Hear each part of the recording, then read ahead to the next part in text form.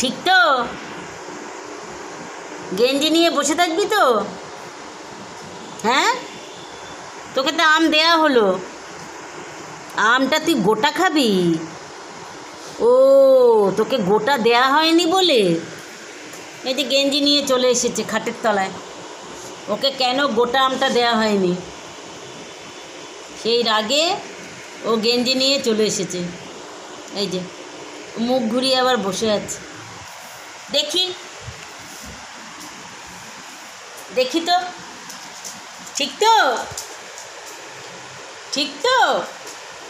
তুই গোটা আম খাবি? হ্যাঁ, চল আম দেবো, চ। বেবি যাবি তো? তো ঝুপ্পু করার দরকার নেই, চল বেবি যাব। তাও যাবি না?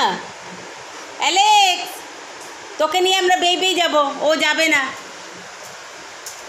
ওই গেঞ্জি জামা কাপড় এখন বসে বসে কাচবে, নিয়ে এসেছে। আমার অনেক কাজ থামিয়ে দেবে।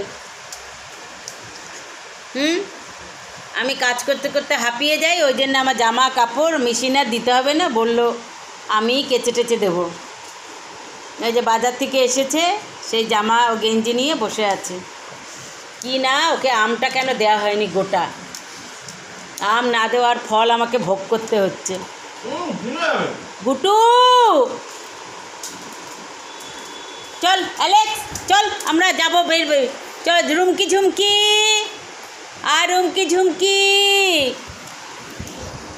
রুমকি ঝুমকি, চল আয়। আর রুমকি ঝুমকি আয়, চল। রুমকি ঝুমকি আয়, থাক, ও এখানে বসে থাক, চুন্নি হয়ে বসে আছে। হ্যাঁ, চুন্নি হয়েও বসে আছে। কি অবস্থা! তোর খাওয়ার দরকার নেই, তোর কিছু দরকার নেই তো? ঝুপ্পু করবি না তো? বেইয়ে যাবি না?